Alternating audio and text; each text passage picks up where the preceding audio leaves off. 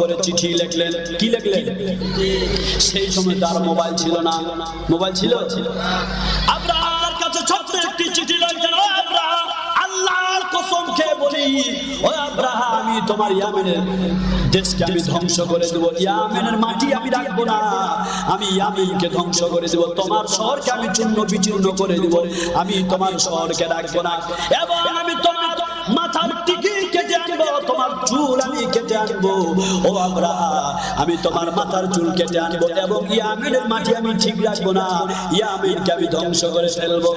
ছোট্ট চিঠিটা যখন আব্রাহা পেলেন, আব্রাহা ছোট্ট চিঠিটা পাওয়ার পরে তিনি তখন সুন্দর করে একখানা চিঠি লিখতে ধরলেন। তিনি একটা ছোট্ট চিঠি লিখলেন আবিসিনিয়ার কাছে, বাচ্চা নাজাসির কাছে একটা ছোট্ট চিঠি তখন লিখলেন। ক্ষমা প্রার্থনা চাই একটা ছোট্ট চিঠি লিখলেন এবং তার দূতকে আব্রাহা বললেন, দূত, আবিসিনিয়ার বাচ্চার জন্য পনির মধ্যে কিছু উপঢৌকন, কিছু মালামাল তুমি ভরাও। আর ওই চিঠির মধ্যে আমি লিখে দিয়েছি ইয়ামেনের মাটি আর আমার মাথার চুল কিছু কেটে আর ইয়ামেনের মাটি ওই থলির মধ্যে ভরিয়ে দাও এবং মুখ বন্ধ করে দাও। আর এটা আবিসিনিয়ার বাচ্চা নাজাসির কাছে পাঠিয়ে দাও। ইয়ামেনের মাটি, মাথার চুল, এই সমস্ত বিষয়গুলো চিঠির মধ্যে লিখলেন। আর আব্রাহা ক্ষমা প্রার্থনা চাইলেন। এই চিঠিটা পৌঁছে দিলেন কার কাছে? আবিসিনিয়ার বাচ্চা নাজাসির কাছে। যখন পৌঁছে গেলেন, চিঠি খুলে দেখলেন আব্রাহা তিনি আবিসিনিয়ারকে বলছেন, আবিসিনিয়ার বাচ্চা নাজাসি, তুমি তোমার শপথকে কি করো? তুমি তোমার শপথকে পালন করো। তুমি যে শপথ করেছিলে আমার মাথার টিকি কেটে দিবে আর ইয়ামেনের মাটি তুমি ধ্বংস করে দিবে, আমি ইয়ামেনের মাটি আর আমার মাথার চুল পাঠিয়ে দিয়েছি, তুমি তোমার কসমকে পরিপূর্ণ করো। এই দৃশ্য দেখে আবিসিনিয়ার বাচ্চা নাজাসি খুশি হয়ে গেলেন।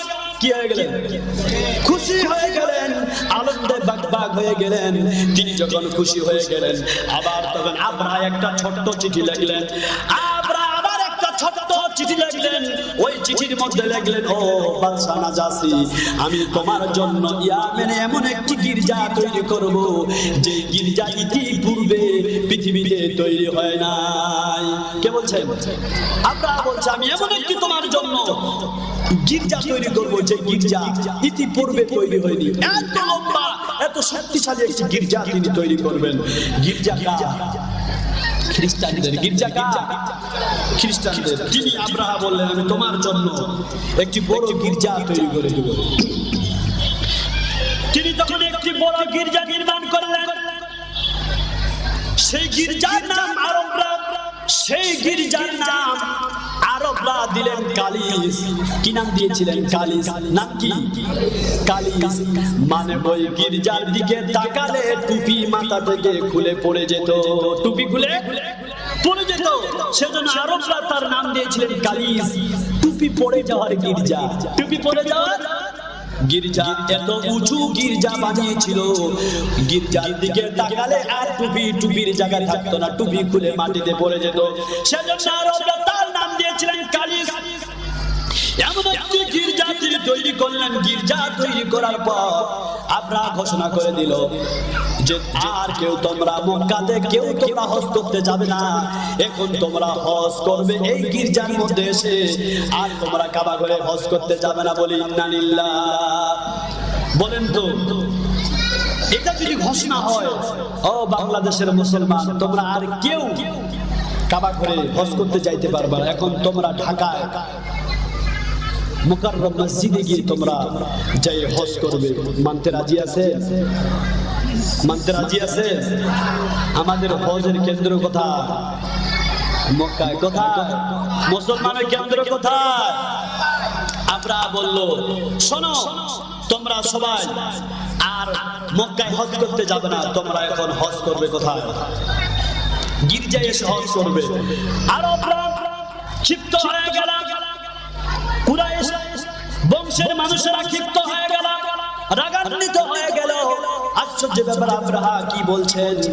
দুই ভাগে দুইটা বর্ণনা এসেছে। একটা হচ্ছে গির্জার মধ্যে কোন যুবক 1, 2, 3 নম্বর, 3 থেকে 1 থেকে 3 থেকে 1 3 জন যুবক যুবক মিলে গির্জার মধ্যে আগুন দিয়েছিল, এভাবে একটি বর্ণনা এসেছে। আবার কেউ বলেছেন কুরাইশের কোন এক ব্যক্তি গির্জার মধ্যে পায়খানা করে দিয়েছিল। বলেন তো এই সমস্ত যদি ঘোষণা যদি আব্রাহা দিয়ে থাকেন, তাহলে মুসলমানের রক্ত আর শরীরে টিকে থাকতে পারে নাকি?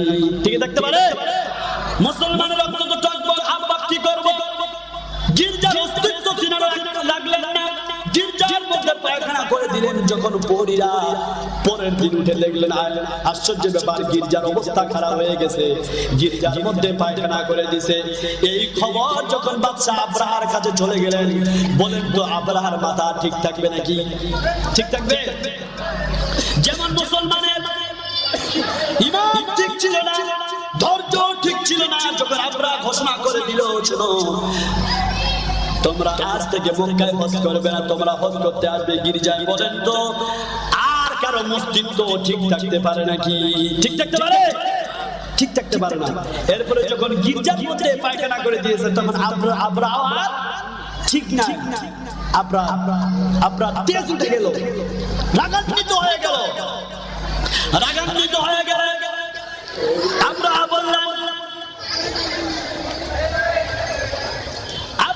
বললেন, গির্জার অবস্থা যারা এই ধরনের করে ফেলেছে, আমি তাদের ইবাদতের কারখানা, ইবাদতের ঘর, কাবা ঘরের একটি ইট পর্যন্ত আমি কাবা ঘরের মধ্যে রাখবো না, সমস্ত ইট আমি কাবা ঘর থেকে ধসিয়ে ফেলবো। বলি ইন্না লিল্লাহ, ইন্না লিল্লাহ। আব্রাহা বলছে যে একটি ইট আর আমি কাবা করে রাখবো না, সবই ভেঙে ফেলবো। বলেন তো বাংলাদেশের 18 কোটি 20 কোটি মানুষকে যদি এই ঘোষণা দেওয়া হয়, 18 কোটি 20 কোটি মুসলমান হিন্দু ভাইয়েরা সব গর্জন দিয়ে উঠবে, সেই মুসলমানদের কাবা ঘর ভাঙতে পারবে না, পারবে না, পারবে না। তারা বাংলাদেশ থেকে স্লোগান শুরু করবে, চলে যাবে কথা। মক্কার ভূমিতে কেউ বাংলার মুসলমানকে থামাতে, কথা বলেন, থামাতে, কিন্তু মুসলমানের সিংহের মতো গর্জন দিতে হবে। কিসের মতো? সিংহের মতো গর্জন দিতে হবে। সিংহের মতো গর্জন দিতে রাজি আছেন তো? কারা কারা রাজি আছেন? আল্লাহু আকবার বলে তাকবীর দেন। আল্লাহু আকবার।